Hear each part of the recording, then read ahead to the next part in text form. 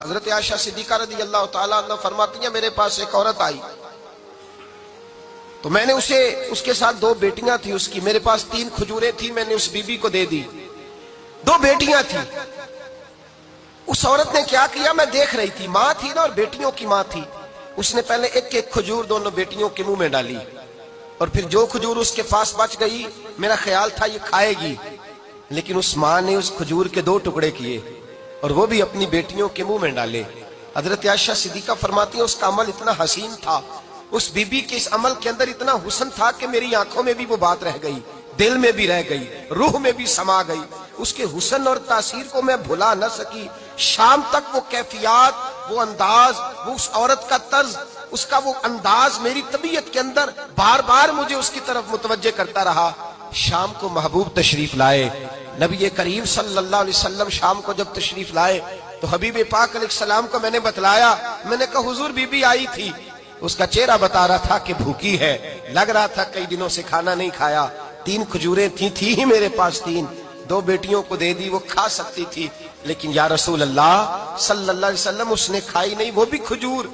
2 ٹکڑے کر کے بیٹیوں میں بانٹ دی ہے۔ حضرت عائشہ کہتی ہے دیر تک حضور میری بات کو سنتے رہے، دیر تک میری طرف دیکھتے رہے، اس تصور کو، بیٹی کے پیار کے اس ذائقے دیر تک محبوب محسوس کرتے رہے، اور پھر فرمایا عائشہ جو دنیا میں بیٹیوں کی وجہ سے آزمایا جائے گا، جب قیامت کا دن آئے گا تو رب اس سے حساب نہیں لے گا، بے حساب ہی جنت میں داخل فرما دے گا۔ اللہ پھر اس سے حساب نہیں لے گا جو بیٹی کے سبب سے آزمایا جائے۔ یعنی حضور نے باپ کو کہا کہ بیٹی کو مصیبت نہ سمجھنا، اگر کبھی اس کے میکے سے جھگڑے کا پیغام بھی آ جائے، اگر کبھی دوبارہ تجھے اس کی طرف پلٹ کر جانا بھی پڑے، میرے نبی پاک صلی اللہ علیہ وسلم سے کسی صحابی نے کہا تھا یا رسول اللہ بہترین صدقہ کون سا ہے؟ حضور بہترین صدقہ کون سا ہے؟ وہ میرا مال جو اللہ کے راستے میں خیرات کروں تو رب مجھے زیادہ اجر عطا کرے، وہ کون سا ہے؟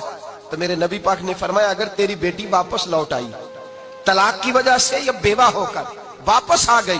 اور تجھے اس لوٹنے والی بیٹی پر کچھ خرچ کرنا پڑا، تو تیرے رسول کا وعدہ یہ ہے کہ اللہ تجھے اس روپے پر سب سے زیادہ اجر عطا فرمائے گا، اس پیسے پر اللہ تجھے سب سے زیادہ۔ انہیں بوجھ نہ جاننا، ان کی آزمائشوں پہ پریشان نہ ہونا۔ اگر کبھی بیٹی کا پیغام آ جائے کہ اس کو پھر سے یہ تکلیف ہوئی ہے، باپ سمجھنے لگا تھا کہ میں تو فارغ ہو گیا، نکاح کر کے میں فارغ ہو گیا، پھر اگر کبھی اسے پیغام آئے تو میرے مصطفیٰ کریم نے فرمایا وہ پریشان نہ ہو، وہ دکھی نہ ہو، بلکہ جو بیٹی کی وجہ سے آزمایا جائے گا اس سے تو حساب ہی نہیں لیا جائے گا، اللہ بغیر حساب ہی جنت عطا فرما دے گا۔ اتنا بڑا مقام، اتنی بڑی عظمت اور فضیلت اللہ کے رسول نے بیٹیوں کے ماں باپ کو عطا فرمائی۔